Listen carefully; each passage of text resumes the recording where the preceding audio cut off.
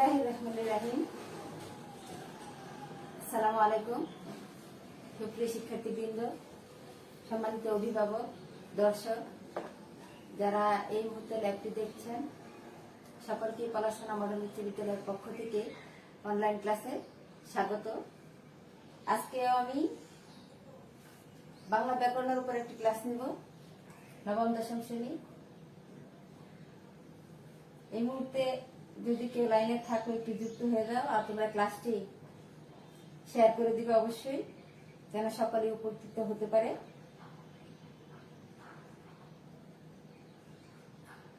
টপিকটা আমি লিখে দিয়েছি, দেখো। আজকে আমি যে বিষয়টি পড়াবো এটি একটি গুরুত্বপূর্ণ টপিক, নত্যবিধান ও সত্যবিধান। আজকে আমি নত্যবিধান অংশটুকু নিয়ে আলোচনা করব। বাংলা ভাষা ও ব্যাকরণের একটা গুরুত্বপূর্ণ টপিক। প্রথমে আমরা জেনে নেই নত্যবিধান কি। নত্যবিধান,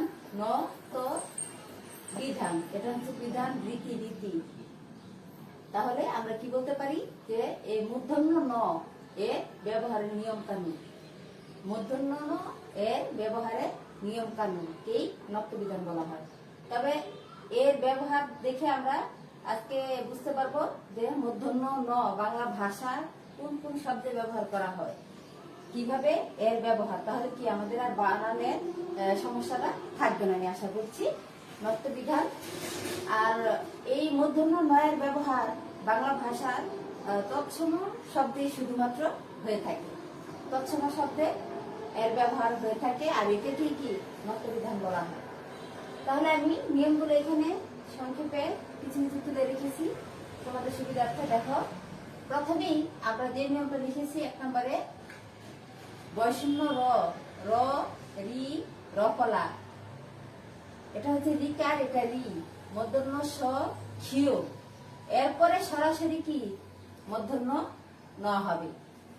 র, রি, রফলা, রি, মূর্ধন্য স, ক্ষিয়। এরপরে সরাসরি কি মূর্ধন্য ন যুক্ত হবে তৎসম শব্দে। যেমন কারণ, তৃণ, মূর্ধন্য ন। আর এই দুইটা নয়ের বানানের তফাৎটাই হচ্ছে কি অর্ধমাত্রা এবং দন্তন্য, মূর্ধন্য। এটাই বানানের নিয়ম, অর্ধমাত্রা এবং পূর্ণমাত্রা। উপরে বা নিচে এটা কোনো নির্ভর করে না, আমরা সাধারণত ওই দুটো করে থাকি। এখানে মূল বিষয়টা হচ্ছে কি মাত্রা। অর্ধমাত্রা এটা হচ্ছে মূর্ধন্য ন, আর পূর্ণমাত্রাটা হচ্ছে কি দন্তন্য। তাহলে আমরা 1 নম্বর নিয়মে যেটা জানলাম, র, রি, রফলা, রি, মূর্ধন্য স, ক্ষিয়। এরপরে সরাসরি কি আমাদের মূর্ধন্য ল হবে। যেমন কারণ, চিহ্ন, বর্ণ, দিন, ভাষণ, ফনন, এই শব্দগুলো কি তৎসম শব্দ। আর তৎসম শব্দ এটাও আমাদের জানতে হবে যে আমরা জানি যে বাংলা ভাষায় যে শব্দসমূহ রয়েছে এগুলো কি উৎপত্তিগত ভাবে 5টা ভাগে ভাগ করা হয়েছে: তৎসম, অর্ধ তৎসম, তদ্ভব, দেশি এবং বিদেশি। তো বাকি শ্রেণী বিভাগগুলোতে কি মূর্ধন্য ন এর ব্যবহার নেই, শুধুমাত্র তৎসম শব্দের ব্যবহার আছে। আর এই তৎসম শব্দের ব্যবহারের নিয়মগুলিকে আমি এখানে দেখিয়ে দিচ্ছি। তাহলে 2 নম্বর নিয়মে আমরা চলে যাই। দেখো, র, রিকার, রফলা, রি, মূর্ধন্য স, ক্ষিয়। এরপরে যদি অন্য বর্ণ থাকে, অন্য কোন বর্ণ থাকে, তাহলে হয়ে যাবে তোমার দন্তন্য। বয়শূন্য র, রি, রফলা, রি, মূর্ধন্য স, ক্ষিয়। এরপরে অন্য বর্ণ থাকলে হয়ে যাবে দন্তন্য। যেমন গর্জন বানান, এখানে এই যে রেফ আছে, বয়শূন্য র এর রেফ, তারপরে কি এখানে মূর্ধন্য ন হয় নাই, হয়েছে কি দন্তন্য। আবার এই মূর্ধন্য বানানটাই দেখো, এটা একটু বিশ্লেষণ করলে আমরা পাই, এখানে কি রেফের পরে দন্তন্য হয়েছে, মূর্ধন্য হয় নাই। তাহলে অন্য কোনো এই বর্ণগুলোর পরে যদি অন্য কোনো বর্ণ যুক্ত হয়, তাহলে কি দন্তন্য হবে। রিয়ার পরে এখানে যুক্ত হয়েছে, দেখো রেফের পরে, মানে র, র এর সংক্ষিপ্ত রূপ রেফ, রেফের পরে যুক্ত হয়েছে বর্গের জ। আমরা যদি এই শব্দটাকে ভাঙি, গর্জন শব্দটাকে ভাঙলে কি বর্গের জ আছে। আবার এখানে রেফের পরে আসছে তোমার ধ অন্য বর্ণ এসেছে, সরাসরি কি উপরের যে নিয়মটাতে আমরা দেখেছিলাম যে এই বর্ণগুলোর পরে সরাসরি কি তোমার মূর্ধন্য হয়েছে, এই জন্য কি এখানে মূর্ধন্য এবং তৎসম শব্দ এগুলো। আর এইখানে ভাঙলে আমরা কি রেফের পরে অন্য বর্ণ এসেছে, এই জন্য এটা হচ্ছে দন্তন্য, যেমন গর্জন মূর্ধন্য বানান নিজেই। তারপরে 3 নম্বর নিয়মটাতে দেখো একটু, বসন র, রিকার, রফলা, রি, মূর্ধন্য স, ক্ষীয় যোগ স্বরবর্ণ যোগ ক বর্গ, ক বর্গ।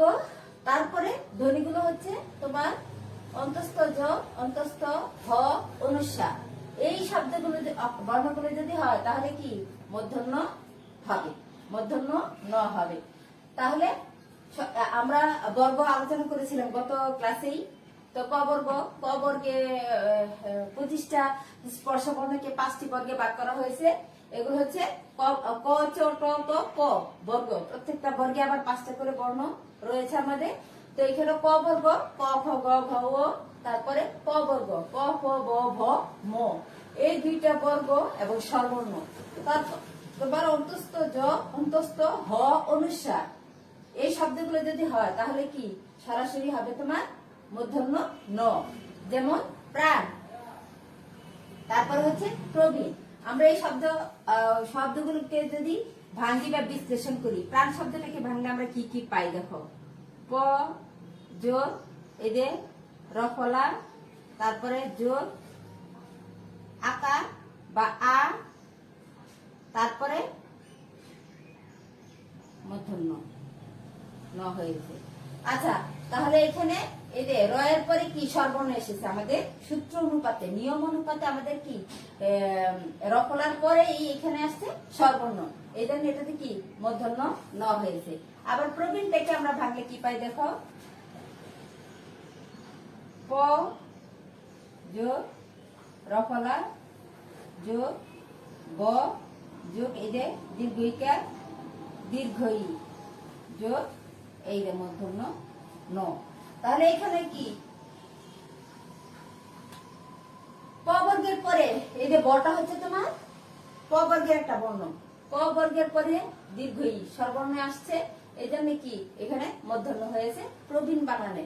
আশা করি যে তোমরা এইভাবে কি আরো বানান শব্দ দেখে কি বিশ্লেষণ করে এই বানানের নিয়মগুলো তোমরা একটু নিজেরা আলোচনা করবে।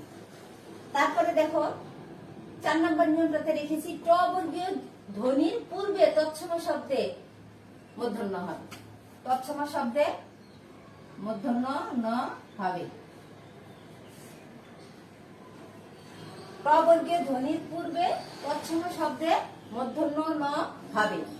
যেমন বানানগুলো দেখো, আর বানানের বেলায় কি অবশ্যই সতর্ক থাকতে হবে, এই যে অর্ধমাত্রা এবং পূর্ণমাত্রা বা কণ্ঠ, ঘন্টা, কণ্ঠ, কণ্ঠ, ঘন্টা, কণ্ঠ, এগুলো হচ্ছে কি তৎসম শব্দ। আর এগুলো হচ্ছে টবর্গীয়, টবর্গীয় ধ্বনিগুলো কি ট, ঠ, ড, ঢ, মূর্ধন্য, সরি ট, ঠ, ড, ঢ, মূর্ধন্য ন, এই বর্ণটাই শেষে। তাহলে টবর্গীয় ধ্বনির পূর্বে তৎসম শব্দে মূর্ধন্য ন হবে, টবর্গীয় ধ্বনির পূর্বে তৎসম শব্দে মূর্ধন্য ন হবে, যেমন কণ্ঠ, ঘন্টা, কণ্ঠ গেল। তারপরে দেখো 5 নম্বর নিয়মটা, উত্তর, পর, চন্দ্র, রাম, নাগ, রবীন্দ্র, রূপ, এই শব্দগুলোর পরে আয়ন দিতে হলে এই দন্তন্য কি মূর্ধন্য ন হবে। তাহলে শব্দগুলো কি কি, উত্তর, পর, চন্দ্র, রাম, নাগ, রবীন্দ্র, রূপ, এই শব্দগুলোর পরে যদি আয়ন শব্দ যুক্ত হয়, এই আয়নটা হচ্ছে কি দন্তন্য দিয়ে বানান, এই দন্তন্যটা কি আয়নের দন্তন্য তোমার মূর্ধন্য ন হয়ে যাবে। যেমন উত্তর যোগ আয়ন, উত্তরায়ণ, এমনি করে সবগুলি, পর যোগ আয়ন, পরায়ণ, চন্দ্র যোগ আয়ন, চন্দ্রায়ণ, রাম যোগ আয়ন, রামায়ণ, নার যোগ আয়ন, নারায়ণ, তারপরে রবীন্দ্র যোগ আয়ন, রবীন্দ্রনায়ণ, রূপ যোগ আয়ন, রূপায়ণ। এইভাবে কি প্রত্যেকটা বানানে তোমার মূর্ধন্য ন হবে। এই শব্দগুলো একটু মনে রাখবে, উত্তর, পর, চন্দ্র, রাম, নার, রবীন্দ্র, রূপ, এই শব্দগুলোর পরে যদি আয়ন যুক্ত হয় তাহলে কি মূর্ধন্য ন হবে। তারপরে দেখো নাম্বারটা দিয়েছি স্বভাবতই মূর্ধন্য। কিছু কিছু শব্দ আছে কি কোনো নিয়ম কানুন ছাড়াই কি এগুলাতে স্বভাবতই কি মূর্ধন্য হবে। তোমাদের বইতে এইটা একটা কবিতা আকারে দেওয়া আছে, এটা তোমরা মুখস্থ করে ফেলবে। চাণক্য, মাণিক্য, গণ, গণ, বাণিজ্য, লবণ, মন, এইরকম কি একটা কবিতা আছে তোমাদের বইতে। এইটা তোমরা এই শব্দগুলো কি এগুলোতে স্বভাবতই মূর্ধন্য হয়, কোনো নিয়মের ব্যবহার এগুলোতে নাই। এগুলো হচ্ছে ব্যতিক্রম, যেগুলো কোনো নিয়মে করে না সেগুলো হচ্ছে ব্যতিক্রম। এই কবিতাটা তোমাদের এখানে দেওয়া আছে, দেখো। চাণক্য, মাণিক্য, গণ, বাণিজ্য, লবণ, মন, বেনু, বীণা, কঙ্কন, কণিকা, অনেকেই তোমরা মুখস্থ পারো এটা। কল্যাণ, সুনীত, মণি, স্থানীয়, গুণ, পূর্ণ, বেনু, ফণি, অনু, বিপণী, গণিকা। তারপরে হচ্ছে আপন, লাবণ্য, বাণী, নিপুণ, ভনিতা, পানি, গৌণ, কোণ, কোণ, ভার, পর, সার, চিক্কন, নিক্কন, তুন। তারপর হচ্ছে কফুনি, এটা কনুই, বণিক, গুণ, গণনা, পিনা, পণ্য, বান। এই কবিতাটা কি তোমরা মুখস্থ করে ফেলবে। এইখানে এই শব্দগুলোতে কি বরাবরই তোমার মূর্ধন্য ণ হয়ে থাকে। এই জন্য আমি দিয়েছি যে স্বভাবতই যেগুলোতে মূর্ধন্য ণ হয়ে থাকে। তারপরে প্রথমে বলেছিলাম যে নত্ব বিধান বা মূর্ধন্য ণ এইটা কি শুধুমাত্র তৎসম শব্দে কি ব্যবহার হয়ে থাকে।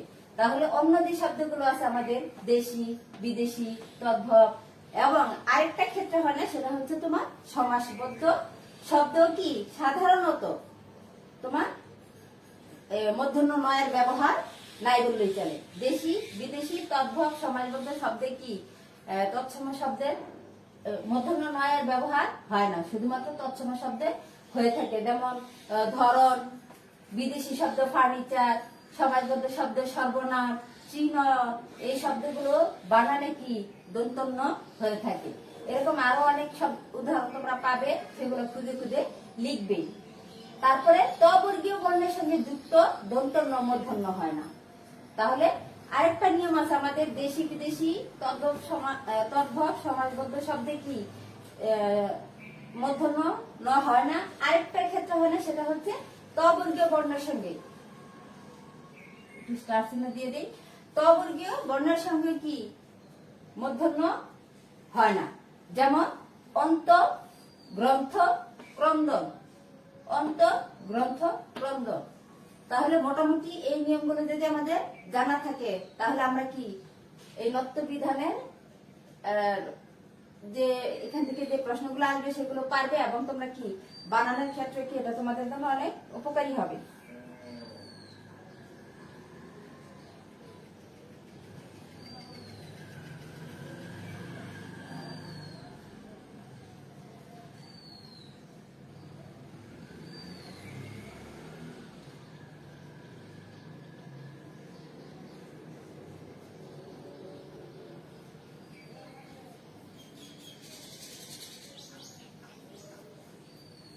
তাহলে আমরা আরেকবার নিয়মগুলো একটু দেখে নিচ্ছি। দেখো, নত্ব বিধান কাকে বলে?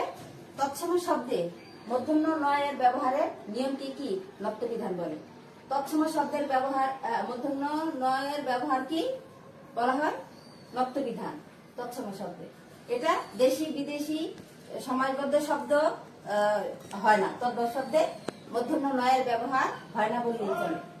তাহলে প্রথমে যে নিয়মটা ছিল র, রিকার, রফলা, রি, মূর্ধন্য স, ক্ষিয়, এরপরে বুঝে কি মূর্ধন্য হবে, যত ন হবে সব হচ্ছে মূর্ধন্য। যেমন উদাহরণ কারণ, চিহ্ন, বর্ণ, তারপরে ঋণ, ভাষণ, ঘন। তারপরে র, রিকার, রফলা, রি, মূর্ধন্য স, ক্ষিয়, এরপরে যদি অন্য বর্ণ থাকে তাহলে কি হবে তোমার দন্তন্য হয়ে যাবে। এখানে বলেছিলাম প্রথমটাতে অন্য কোনো বর্ণ থাকবে না, সরাসরি কি মূর্ধন্য হবে। যদি ন হয় তাহলে ওই নটা মূর্ধন্য হবে। আর এটা যদি অন্য বর্ণের পরে আসে তোমার দন্তন্য, তাইলে এটা দন্তন্যই থাকবে। যেমন গর্জন, এখানে কি মূর্ধন্যের ব্যবহার হবে না, মূর্ধন্য। তারপরে র, রিকার, রফলা, রি, মূর্ধন্য স, ক্ষিয়, এরপরে স্বরবর্ণ থাকতে হবে, অথবা ক বর্গ, প বর্গ, এবং অন্তস্থ জ, অন্তস্থ হ, অনুস্বার, এবং এরপরে কি মূর্ধন্য হবে। তাহলে এই মূলত এটা মূল একটা নিয়ম তোমাদের র রি মূর্ধন্য সেইভাবে দেওয়া আছে, এখানে কার ফলাগুলো সহ আমি দিয়েছি।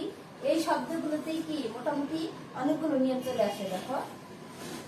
তাহলে এটার পরে স্বরবর্ণ র রি মূর্ধন্য ষ ক্ষীয়, এরপরে স্বরবর্ণ, তারপরে হবে তোমার ক বর্গ ক বর্গ, এরপরে অন্তস্থ দ অন্তস্থ হ অনুস্বার, এরপরে চোখ দুদি কি হবে মূর্ধন্য ন হয়ে যাবে, যত ন থাকবে সব মূর্ধন্য।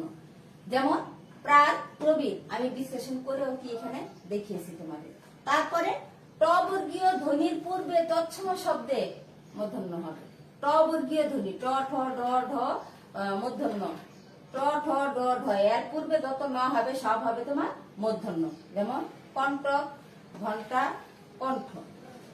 আর আরেকটা নিয়ম বলেছিলাম যে উত্তর পর চন্দ্র রাম নার রবীন্দ্র লু, এরপরে যত আয়ন হবে সব আয়নের দন্ত ন হয়ে যাবে তোমার মূর্ধন্য ন। যেমন উত্তর যুগ আয়ন উত্তরায়ণ, এরকম হবে পর যুগ আয়ন পরায়ণ।